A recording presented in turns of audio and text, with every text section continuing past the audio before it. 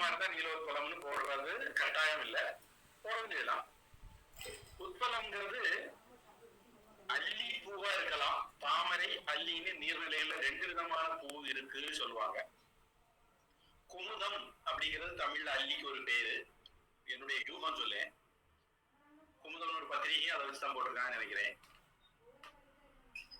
அல்லி பூங்கிறது கொஞ்சம் எதழ் அமைப்புல வித்தியாசமா இருக்கும்.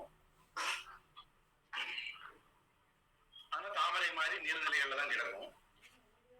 அதுல நீலமும் உண்டு, வேற வெள்ளை வேற நிறங்களும் உண்டு அப்படின்னு நான் நினைக்கிறேன்.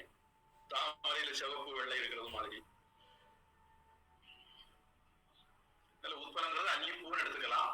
இப்ப அல்லிப்பூவுடைய நிறம்னா என்ன நிறம்?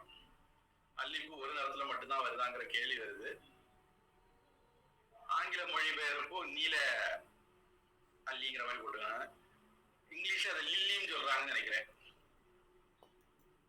அல்லிய இங்கிலீஷ்ல லில்லிங்கிறாங்கன்னு நினைக்கிறேன்.